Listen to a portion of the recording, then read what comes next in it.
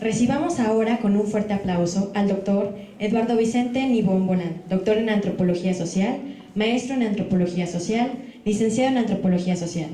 Él es responsable, por parte de la Universidad Autónoma Metropolitana, Unidad Iztapalapa, del convenio de colaboración con la Comisión Nacional de Cultura y las Artes y la OEI para la operación del programa de especialización y el diplomado en Políticas Culturales y Gestión Cultural, y desde el 2004 coordinador de la Universidad Autónoma Metropolitana de este posgrado.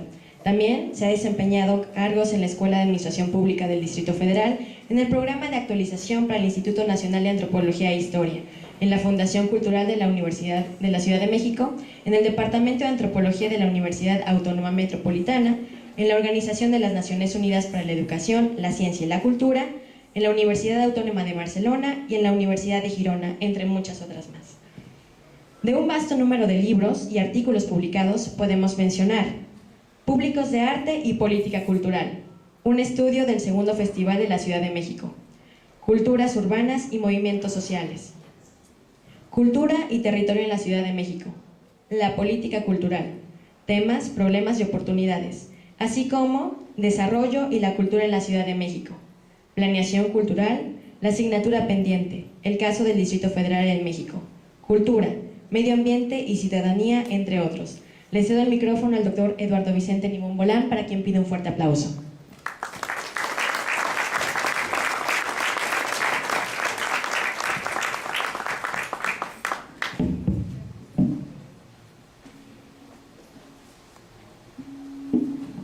Como un comentario y una broma que tenía con Antonio un poco antes de empezar, decía que mi psicoanalista no me enseñó a manejar luego estas situaciones, y la verdad es que me siento un poco rebasado por este recibimiento, y al mismo tiempo contento porque hacía tiempo que no estaba yo en Jalapa. Había venido sobre todo a la Facultad de Antropología, y donde hay colegas que nos acercábamos sobre temas de globalización, de cultura moderna o de cultura urbana, y después estos otros temas que han ampliado el contacto con otros interesados más en las políticas culturales y en la cultura global. Y también comentaba con Antonio ¿por qué venir? ¿Por qué aceptar una invitación de unos chicos, unos jóvenes que están en un ambiente distinto al que yo me muevo? Un ambiente distinto al que yo me muevo, porque el ambiente de la publicidad no es el que yo me muevo, y es porque creo que representan los problemas exactamente que estamos viviendo en términos de la política cultural y problemas muy propios de nuestro tiempo. Cuando hablamos de política cultural, hablamos de un concepto relativamente reciente. Es un concepto que se generalizó, empezó a utilizarse más o menos en los años 60, a fines de los 50 se crea el primer Ministerio de Cultura del mundo, y se comienza a hablar de política cultural más o menos en los años 60, precisamente bajo el impulso de la creación de ese primer Ministerio de Cultura, que es el Ministerio de Cultura francés. Si ustedes leen el decreto con que nació ese Ministerio de Cultura francés, es algo muy interesante, porque tiene 6 artículos. Lo podemos proyectar, toda la ley la podemos proyectar en una lámina de PowerPoint así grandotota, y está ahí el contenido de esa ley. Pero fue lo suficientemente importante como para generar una movilización, una reflexión en Europa primero, y luego en la UNESCO, que a pesar de tener el título de ser la Organización de las Naciones Unidas para la Educación, la Ciencia y la Cultura, había privilegiado la educación y la ciencia. Y solo hasta fines de los 70, y bajo el impulso precisamente de esta de este ministerio, del Ministerio de Cultura francés, empieza a impulsar la discusión internacional. Hay una primera reunión de la UNESCO en el año 70 en Venecia, esa reunión discute la importancia que debe tener, o el papel que debe tener, el apoyo que deben dar las administraciones públicas a la cultura. Tras esa discusión en los años 1970 se hacen discusiones regionales. La de América Latina se hace en el año 78 en Bogotá. Y es un documento muy interesante porque ya estamos en un momento muy nuevo de América Latina, con los movimientos sociales emergentes que se están desarrollando en todo el continente. Es una cuestión muy valiosa. Habría que hacer todo un espacio nuevo para discutir el impacto que tiene América Latina en la discusión de los problemas internacionales. Desde que surge la ONU surge en el año 45 y la única región del mundo medianamente organizada para influir era América Latina. América en general, pero América Latina estaba ya muy organizada. Europa era un desastre en 1945 y Asia tenía otras preocupaciones. África eran 2 países nada más. Después viene el proceso de descolonización. Es tan importante, por ejemplo, el papel de América Latina y de América en general en la discusión de los temas de cultura, que el artículo 27 de la Declaración Universal de los Derechos Humanos es una copia textual del artículo de la Declaración de los Derechos del Hombre, así le pusieron, que hizo lo que iba a ser la OEA. Ya, antes que la ONU consagrar ese artículo 27, que es el que define el derecho de acceso a la vida cultural, lo hizo la ONU y lo hizo lo que iba a ser la OEA, y copiaron prácticamente textual ese artículo para que entrara a la Declaración Universal. O sea que América Latina no juega un papel marginal en la reflexión sobre las políticas culturales, y esa discusión del año 78 en Bogotá tampoco es una discusión marginal. Y luego viene en el año 82 una reunión en México, que es la segunda convocada por la UNESCO para discutir las políticas culturales. Y es una reunión muy importante, en primer lugar, porque se hace fuera de Europa. O sea, hacer una reunión sobre cultura en Venecia hasta suena natural, pero hacerla en México era una cosa arriesgada. Se hace además en un ambiente en que en México ya hay una movilización indígena con el suficiente impacto para introducir el tema de la autonomía de los grupos indígenas en el debate internacional. Y los representantes mexicanos, sobre todo el subsecretario de Cultura, Flores Olea, que era ya en ese tiempo un personaje importante en materia de cultura, tuvieron la capacidad de orientar esta declaratoria o esta reunión hacia definiciones cada día más vinculadas con el desarrollo. Este cuadro es fruto de un libro que publica Néstor García Canclini en el año 87 y se titula Políticas Culturales en América Latina, y él hace en la introducción al libro una clasificación de las políticas culturales que él encuentra en el continente. 5 años después de la reunión de México se hace ese libro, y prácticamente el debate sobre la discusión de América Latina, las políticas culturales en América Latina, pues están en este contexto. Si pasamos a la siguiente, este es el mismo cuadro que yo lo copio casi tal cual, pero le añado una columna que es esta de la matriz sociopolítica, porque lo que está en juego, o lo que cada una de las políticas culturales que nosotros podemos analizar en realidad son juegos de alianzas, alianzas de clase, alianzas políticas que van a impactar el papel o el desarrollo de las políticas culturales. El mecenazgo liberal, que es el primer modelo, es lo que privó a fines del siglo XIX, principios del siglo XX, y que era representaba la consolidación de, yo le puse ahí, los primitivos estados latinoamericanos, pensando que es a fines del siglo XIX cuando los estados en América Latina logran ser verdaderamente estados, que dominan el territorio, que tienen políticas de alcance global en su país. Estos dos modelos, el tradicionalismo patrimonialista, el estatismo populista, que en México, digamos, se corresponde a una etapa larga de los años 20 a los años 50, representa otra alianza, otro tipo de modelo de matriz sociopolítica donde el Estado predomina. Es un modelo importante que reorganiza el funcionamiento de la sociedad a partir del gran protagonismo que tiene el Estado frente a los otros actores, que son pues el sector privado y la sociedad misma.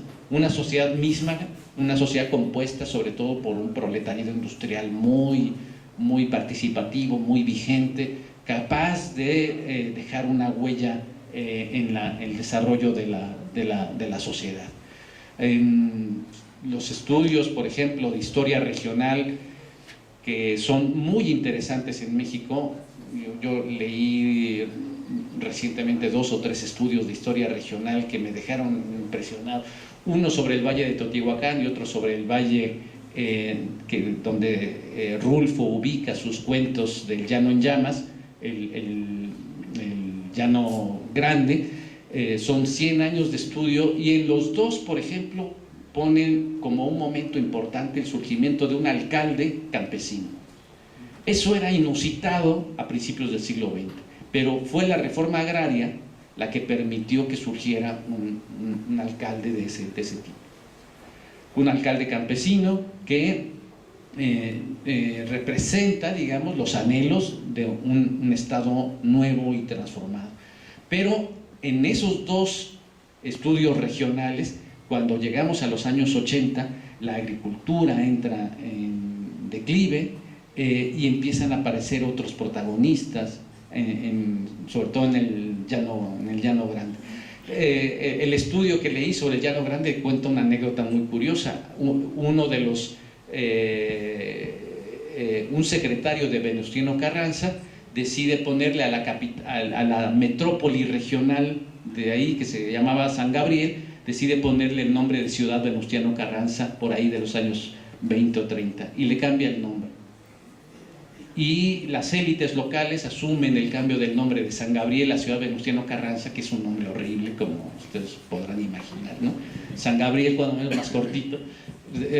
Asumen, apechugan, digamos, el cambio, y es en los años 90 donde logran volver a ponerle el nombre original de San Gabriel, ¿no? Y eliminar el nombre de Ciudad Venustiano Carranza. Esto que suena un poco tonto, lo que representa es el triunfo de unas élites que habían sido desplazadas y que recuperan su antigua localidad. Y va el gobierno del estado, va el Congreso del Estado de Jalisco, va el obispo, por supuesto, a hacer el cambio y recuperan el nombre de San Gabriel, ¿no? Y eliminan ese feo nombre que ni jalisciense era, ¿no? Venustiano Carranza, y sin embargo ahí tenía su sede. Pero lo que representa es el cambio de esa matriz sociopolítica. El Estado deja de ser, digamos, el gran promotor y empiezan a aparecer otros protagonistas. Hay dos modelos en el que yo lo pongo multicentrado, porque la sociedad quiere tener un protagonismo junto con el Estado, junto con el sector privado, y son los grandes cambios en las políticas culturales que vemos a partir de los años 70 y 80.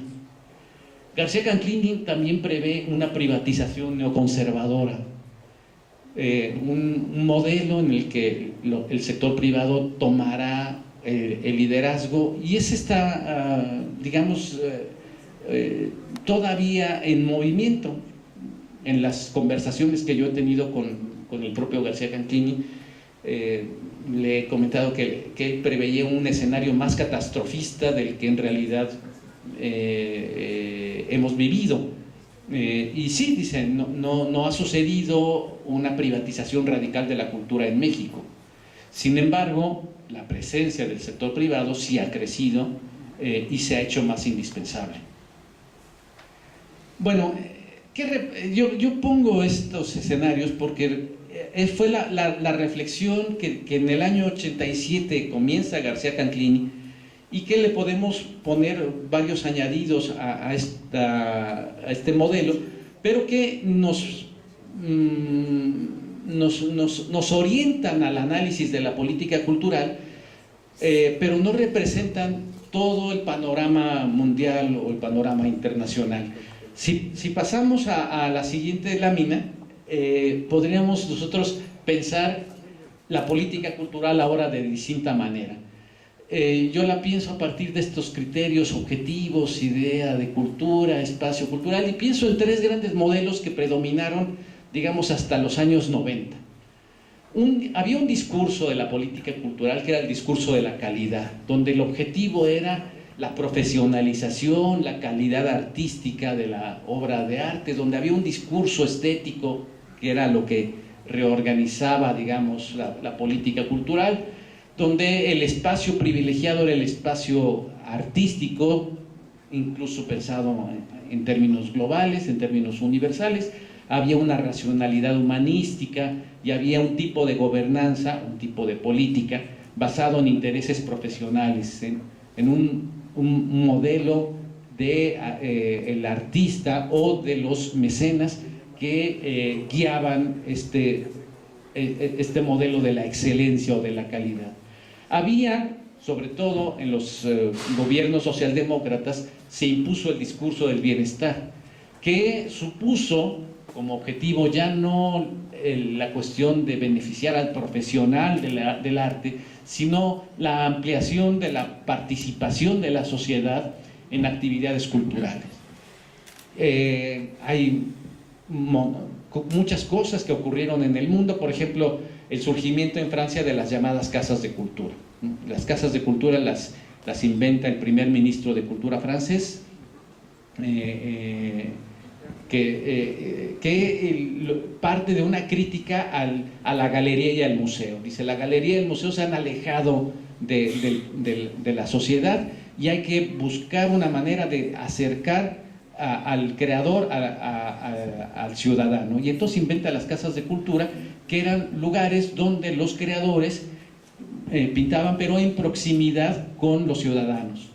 Entonces, importaba mucho dónde estaba la casa de cultura, en un ambiente popular, en un ambiente abierto, y los ciudadanos, los vecinos, se podían asomar a la casa de cultura y ver lo que el artista profesional estaba haciendo.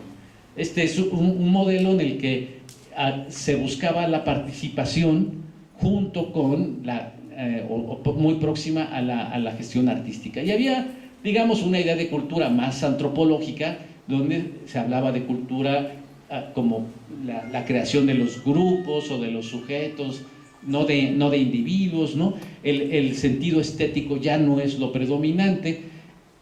A diferencia, digamos, de este enfoque, aquí predomina el enfoque nacional, es un enfoque más sociológico, más antropológico, y hay una búsqueda de construir un nuevo estatus legal de las políticas culturales, que supone un Estado neutral, un Estado que no interviene, un Estado que se aleja de todo intento de imponer una estética o de imponer un objetivo concreto a la creación artística, es decir, no al predominio, por ejemplo, de un arte ario, como en la Alemania nazi, no al realismo socialista, como la estética que se impone en el Estado soviético, no al nacionalismo cultural, ¿no?, que es la experiencia mexicana, sino que se busca una neutralidad del Estado.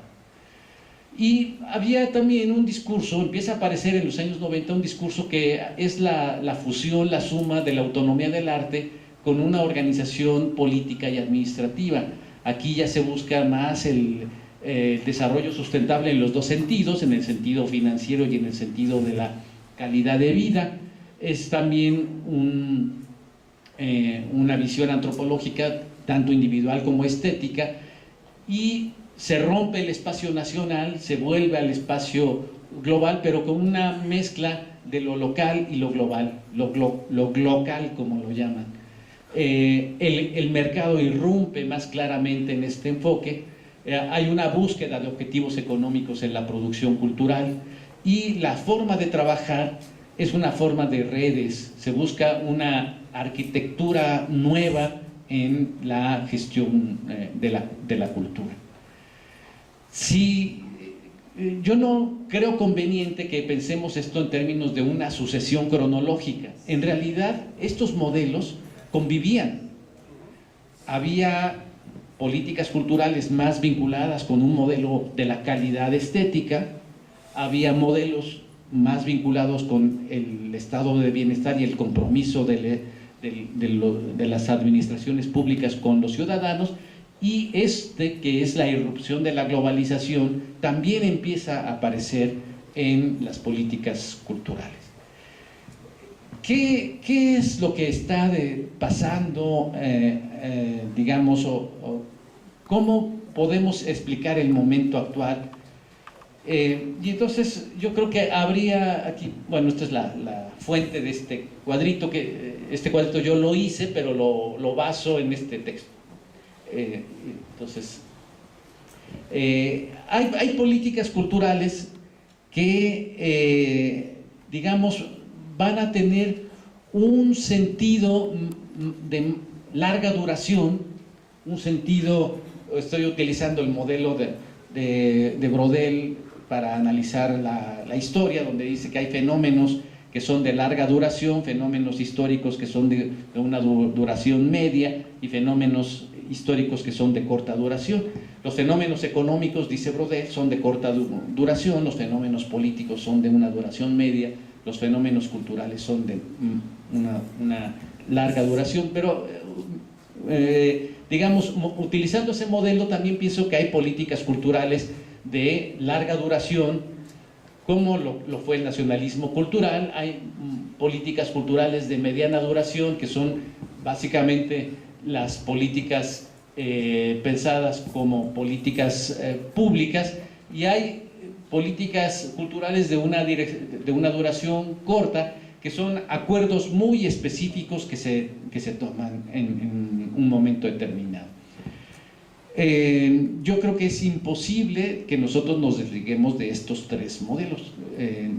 No podemos decir, queremos políticas de larga duración solamente. Hay muchas cosas que se hacen, sobre todo desde el punto de vista de la administración, como políticas de mediana duración y políticas de corta duración. El problema es que el equilibrio entre estos tres niveles resulta ser a veces muy precario, y hay un juego de poder en cada uno de estos modelos, porque las políticas de larga duración han involucrado básicamente el poder del Estado. Las políticas de mediana duración involucran básicamente el poder de las instituciones nacionales, regionales o locales, y las políticas de corta duración a los agentes más próximos a la producción cultural.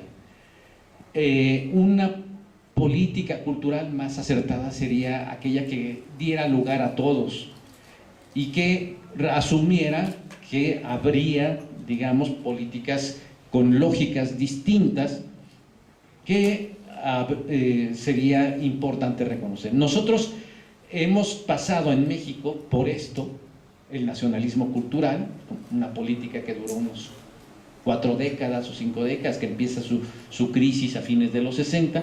Estamos en esto, estamos construyendo políticas públicas donde las instituciones son cada día más importantes y tenemos, digamos, dificultades en esto, ¿no? Los agentes culturales no alcanzan a tener el suficiente espacio de participación en este nivel. Y esto lleva, digamos, a pensar las políticas culturales de diversas maneras. Este es un cuadro que no es mío, sino es del doctor Ernesto Piedras, que es un especialista en economía de la cultura, y él tiene esta tesis, según este cuadro que está aquí. Por un lado, esta es la cadena, digamos, de la cadena creativa. Hay una parte imaginativa, que es la fase de creación, hay una inversión económica, hay una fase de producción del arte, la distribución, la comercialización y la comunicación pública. Esta es la cadena productiva. Más o menos todos los bienes culturales pasan por aquí.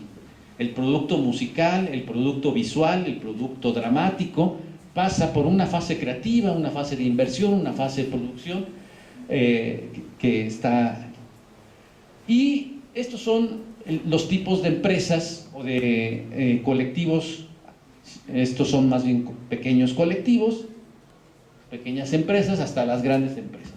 Digamos, arriba está Televisa, está OCESA, están los grandes grupos culturales, y aquí están los pequeños colectivos que a veces ni siquiera se han constituido formalmente, que tienen incluso temor de constituirse formalmente, que piensan que no les conviene constituirse formalmente porque eso solo les crea obligaciones y no les permite un buen desarrollo. La tesis de Ernesto Piedras es que hay una dependencia y hay una explotación, digamos, de la fase creativa, porque la fase creativa la realizan estos colectivos. Aquí es donde está la imaginación, aquí es donde está la fase de creación de la música, creación del arte visual, etc. Aquí es donde está la fase creativa. Pero estos pequeños grupos no tienen la capacidad para continuar, no tienen el empuje, sobre todo económico, y a veces los medios organizativos, para llevar a cabo toda la cadena de producción. Y entonces estos grandes que están arriba son los que se encargan de esta parte del proceso. Y hay entonces, ¿no?, una especie de explotación de la creatividad que la realizan estos grupos, ¿no?, porque carecen de los medios para poder hacerlo. Hay un problema claro, y esto sucede en todo el mundo, no solamente es mexicano. Lo que pasa es que en México sucede de una manera más dramática que en otros lugares. Hay estudios que se han hecho comparando la aportación que hacen, el empuje que tienen estos pequeños grupos para llevar toda la cadena productiva, y en México la falta de capacidad de estos grupos para entrar a todo el proceso productivo es demasiado grande. Hay un estudio ya muy claro, medido en números, por ejemplo, un estudio sobre la participación de las pequeñas empresas en toda esta cadena en Canadá, y las pequeñas empresas pueden llegar a participar en un porcentaje no mayoritario, pero sí muy notable. En cambio, en México se quedan en una capacidad muy, muy pequeña, de tal vez un 10 o un 15% de participación. En Canadá llegarían hasta el 40%, por ejemplo. Esta situación marca lo que podría ser el nuevo contexto de las políticas culturales, porque aunque la dependencia con las grandes empresas seguirá siendo muy grande, la relación, la explotación, digamos, que se tiene de la creatividad podría modificarse con otro tipo de apoyos y sobre todo con la intervención del Estado que equilibre estos beneficios. Hay estrategias de todo tipo. simplemente toda la política de la economía solidaria, ¿no? Una tesis básica de la economía solidaria es que hay que utilizar los recursos más próximos. Por ejemplo, una sobrina mía trabaja en Microsoft y consumen el café que se da a los empleados de Microsoft en todos los sitios, es Starbucks. Y yo le dije, bueno, es una alianza de dos grandes corporativos. Y ella me explica, no es una alianza de dos grandes corporativos, es que Microsoft en Seattle tiene la política de utilizar productos de Seattle. Es decir, se utiliza lo próximo, se utiliza lo que está a la mano, y es una manera de generar el apoyo de las grandes empresas con las pequeñas empresas a partir de una definición de una política clara. Esto tiene muchas derivaciones. Yo he tenido la oportunidad de participar en muchas reuniones en América Latina, pero en el caso de Brasil, que cada día me admira más, por ejemplo, todo el papel que se utiliza en un evento como este, toda la papelería es reciclada.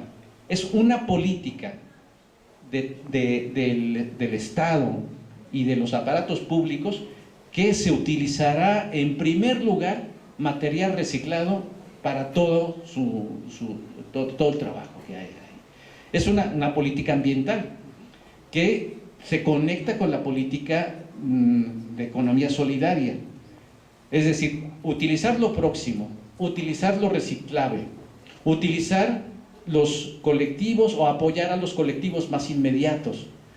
En situación de igualdad, pues vamos a privilegiar a la pequeña empresa en lugar de privilegiar a la grande empresa. Hay muchas maneras, digamos, de enfrentar estas situaciones, pero en México la capacidad de influencia para obligar al Estado y a las administraciones públicas a tomar este tipo de decisiones aún es muy precaria. Si pasamos a esto, entonces se podría modificar lo que Ernesto Piedras ha venido señalando de aporte de la cultura al PIB. El aporte a la cultura, según Ernesto Piedras, es de 7.3, ha crecido con respecto al estudio anterior que él había hecho, que son con datos del año 98, pero básicamente lo que creció fue eso que llama la economía sombra, ¿no? Que lo hace con un respeto a la economía informal, para no llamarle, como hay que buscar un nombre políticamente correcto y no hablar ni de piratería, ni de informales, ni de nada. Entonces busca economía sombra, y lo que ha crecido básicamente es la economía sombra, pero ha crecido porque también las oportunidades de desarrollo de esta economía informal son muy limitadas, y si se encontraran posibilidades cada día a partir de una economía solidaria más clara, más precisa, se favorecería su incorporación a la formalidad. Yo, como hay que terminar, voy a ir a otra lámina, y creo que permitiría pensar que de estos tres modelos que yo puse en la lámina primera, podríamos pensar un modelo cuarto, que sería el modelo de la ciudadanía cultural, ¿no? Que sería pensar la cultura como una ampliación del poder de los individuos para tratar de influir en las decisiones públicas. Hace unos casi 50 años, Altman y Verba hicieron un estudio internacional sobre cultura política, hicieron el estudio de 5 países, pensando en países democráticos, autoritarios, etcétera. Uno de los 5 países fue México. La hipótesis que tenían es que en los países democráticos la participación era más natural, más espontánea, más amplia, y en los países autoritarios sucedía lo contrario.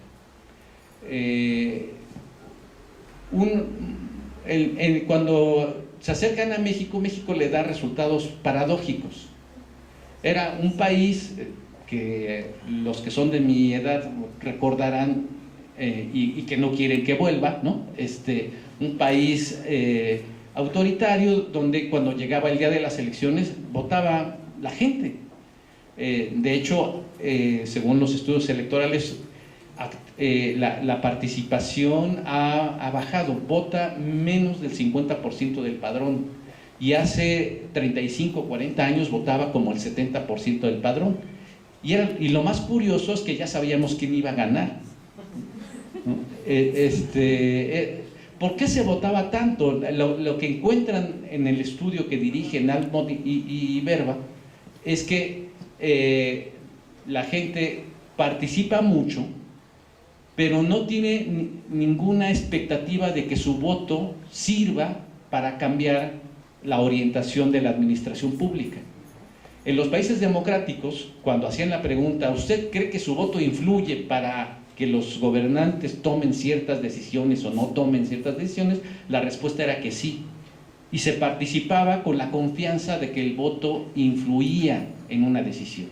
En México se votaba, y se votaba sin ninguna esperanza de que el voto influyera en la orientación de una administración pública. ¿Por qué se votaba?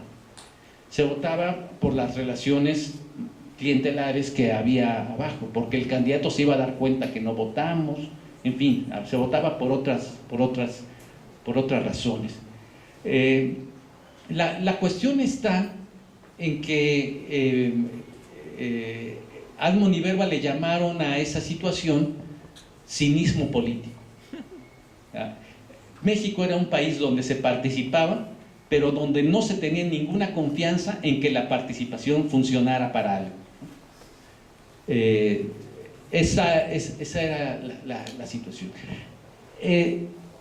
Lo que ha venido pasando con todos los tropiezos que tiene nuestra transición democrática es la construcción de un modelo de ciudadanía que trata de darle confianza al ciudadano en su propio poder. Esto es un proceso en el que han influido varias vías, pero una de ellas es la cultura. Hace rato en alguna entrevista me hacía yo la reflexión de que tenemos un sistema de participación cultural muy vertical, y que uno de los problemas que hay que transformar en la política pública a nivel nacional es el tema de la participación de los creadores. Yo creo que es posible, a partir de un modelo, de un discurso de ciudadanía cultural, ampliar esa participación y hacer en el espacio de la cultura otro terreno de ampliación y de cambio de la vida democrática. El discurso o la idea de cultura que se tiene es una idea de cultura, sí, amplia, antropológica, como decimos, pero estamos pensando en individuo, estamos pensando en ciudadanos, estamos pensando en derechos. El año pasado estuve en Barcelona, di una charla sobre derechos culturales, y un participante me hizo una pregunta muy interesante. Me decía, en Bolivia y en Ecuador han cambiado las cosas y utilizan una palabra nueva para hablar del objetivo de la vida. El objetivo de las políticas públicas no es el desarrollo, sino lo que ellos llaman algo así como el vivir bien, ¿no? Es una palabra, un concepto de origen indígena que lo han llevado al nivel constitucional. Yo respondí que me parecía muy valiosa esta aportación, ¿no? Porque provenía de las culturas andinas, los estaban sacando de abajo, pero había una diferencia entre, digamos, la visión europea y la visión andina. En la visión andina es como una especie de filosofía. En cambio, lo que predominaba en Europa era la idea de derecho. O sea, es el derecho a vivir bien y el derecho a exigirlo. Ya no era una filosofía que venía del origen, una filosofía telúrica, una filosofía ambiental, ambientada, digamos, en el mundo antiguo, arrancada del mundo antiguo. No quiero negar que tenga sentido lo que esto. Quiero simplemente decir que tal vez hay que fusionar las dos cosas, ¿no? Hay que fusionar una visión del mundo con una idea de derecho. Tengo derecho a esto. Y el decir es mi derecho nos planta frente a lo público de una manera distinta. El espacio sigue siendo un espacio global, un espacio local, porque las nuevas condiciones para la producción de los bienes culturales son ahora condiciones de alcance global.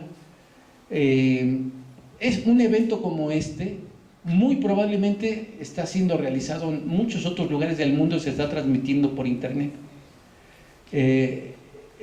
Luego aparecen las cosas por YouTube. Ayer me comentaban de los encuentros de soneros en el norte del país y yo hice una pregunta tonta, de decir, hay imágenes y no hay nada en este mundo que no tenga imágenes, ¿no? Realmente la pregunta era muy estúpida, porque ahora nadie puede hacer nada porque todo el mundo lo capta con alguna cámara. Entonces me decía, sí, nada más que hay que saberlas buscar. De encuentros de soneros que hacen sus encuentros con la malla en medio entre gente que reside en California o en Nuevo México y gente que reside en México, y que hacen sus encuentros separados por una malla, ¿no? Encuentros de soneros.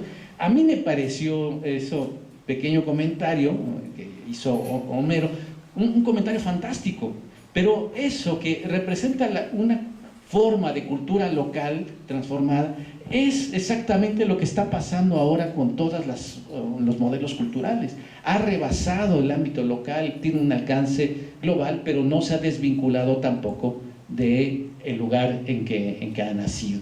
Y está montado en una idea de desarrollo cultural. El concepto de desarrollo es un concepto totalmente cuestionado, pero me quedo con la idea de racionalidad.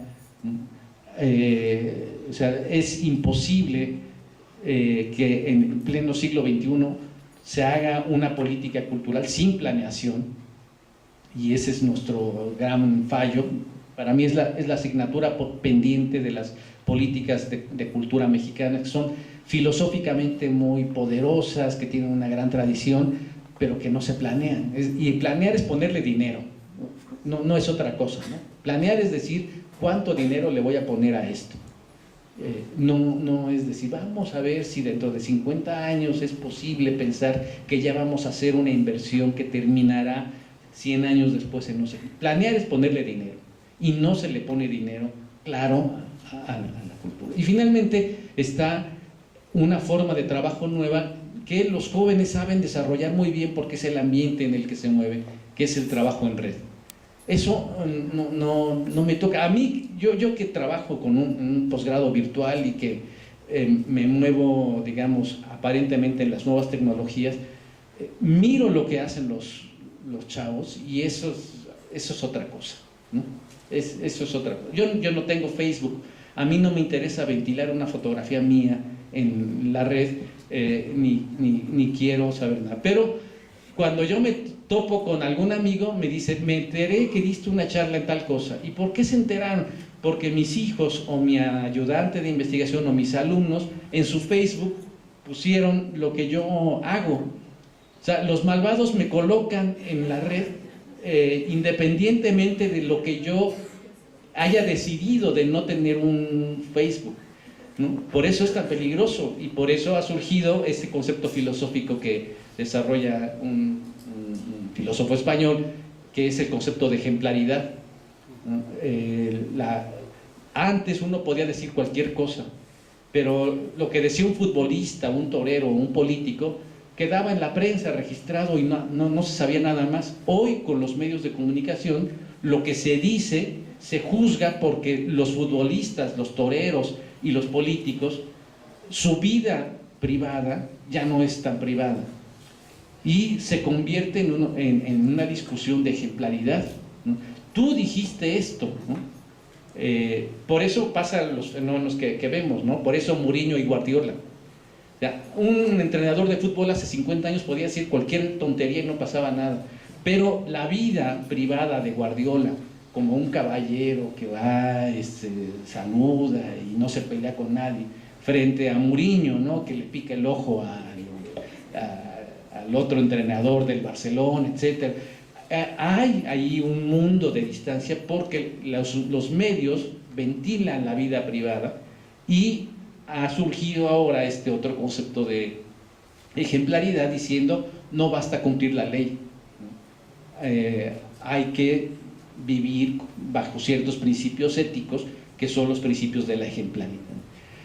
Bueno, este es un poco el ambiente en el que yo lo coloco a estos cambios en las políticas culturales. Creo que estos escenarios de economía de la cultura y de la diversidad están presentes en esto, pero quedará para el siguiente panel darle, creo yo, con la participación de Antonio y de Homero, una mayor precisión en estos otros terrenos. Pues muchas gracias.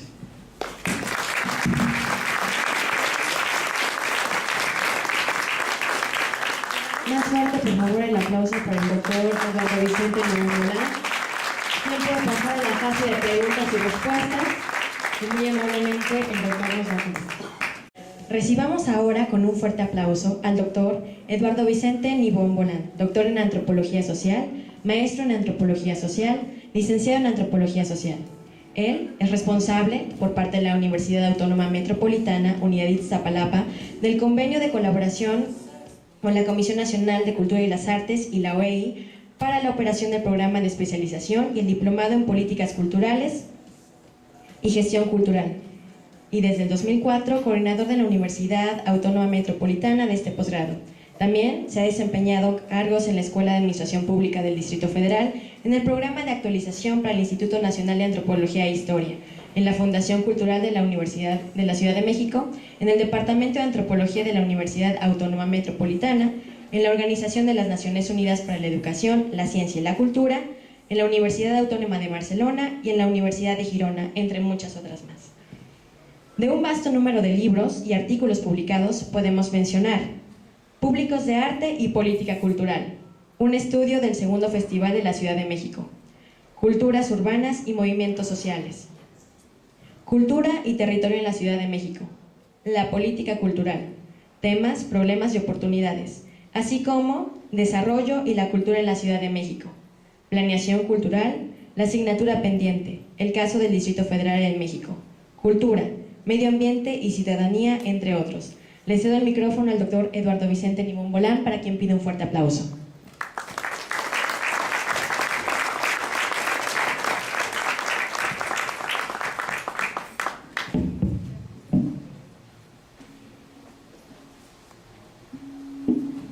Como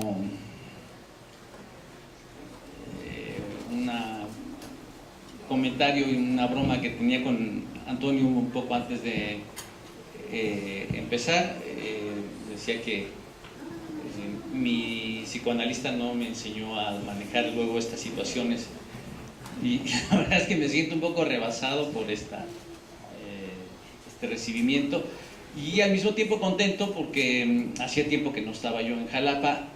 Había venido sobre todo a la Facultad de Antropología, y donde hay colegas que nos acercábamos sobre temas de globalización, de cultura moderna o de cultura urbana, y después estos otros temas que han ampliado el contacto con otros interesados más en las políticas culturales y en la cultura global. Y también comentaba con Antonio ¿por qué venir? ¿Por qué aceptar una invitación de unos chicos, unos jóvenes que están en un ambiente distinto al que yo me muevo? Un ambiente distinto al que yo me muevo. América en general, pero América Latina estaba ya muy organizada. Europa era un desastre en 1945 y Asia tenía otras preocupaciones. África eran 2 países nada más. Después viene el proceso de descolonización. Es tan importante, por ejemplo, el papel de América Latina y de América en general en la discusión de los temas de cultura, que el artículo 27 de la Declaración Universal de los Derechos Humanos es una copia textual del artículo de la Declaración de los Derechos del Hombre, así le pusieron, que hizo lo que iba a ser la OEA. Ya, antes que la ONU consagrar ese artículo 27, que es el que define el derecho de acceso a la vida cultural, lo hizo la ONU y lo hizo lo que iba a ser la OEA, y copiaron prácticamente textual ese artículo para que entrara a la Declaración Universal. O sea que América Latina no juega un papel marginal en la reflexión sobre las políticas culturales, y esa discusión del año 78 en Bogotá tampoco es una discusión marginal. Y luego viene en el año 82 una reunión en México, que es la segunda convocada por la UNESCO para discutir las políticas culturales. Y es una reunión muy importante, en primer lugar, porque se hace fuera de Europa.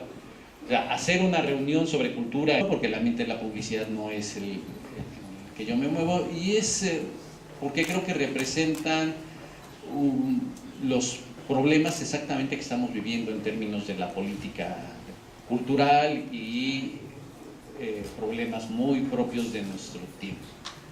Cuando hablamos de política cultural, hablamos de un concepto relativamente reciente. Es un concepto que se generalizó, empezó a utilizarse más o menos en los años 60, a fines de los 50 se crea el primer Ministerio de Cultura del mundo, y se comienza a hablar de política cultural más o menos en los años 60, precisamente bajo el impulso de la creación de ese primer Ministerio de Cultura, que es el Ministerio de Cultura francés. Si ustedes leen el decreto con que nació ese Ministerio de Cultura francés, es algo muy interesante, porque tiene 6 artículos.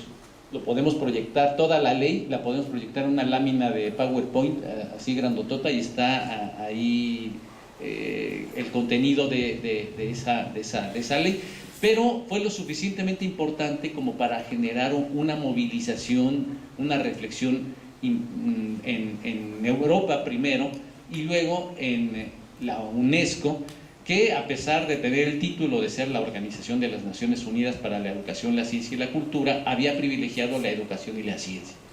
Y solo hasta fines de los 70, y bajo el impulso precisamente de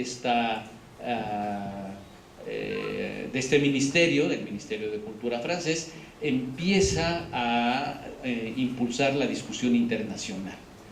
Hay una primera reunión de la UNESCO en el año 70 en Venecia, esa reunión discute la importancia que debe tener, o el papel que debe tener, el apoyo que deben dar las administraciones públicas a la cultura. Tras esa discusión en los años 1970 se hacen discusiones regionales. La de América Latina se hace en el año 78 en Bogotá. Y es un documento muy interesante porque ya estamos en un momento muy nuevo de América Latina, con los movimientos sociales emergentes que se están desarrollando en todo el continente. Es una cuestión muy valiosa. Habría que hacer todo un espacio nuevo para discutir el impacto que tiene América Latina en la discusión de los problemas internacionales, desde que surge la ONU. La ONU surge en el año 45, y la única región del mundo medianamente organizada para influir era América Latina.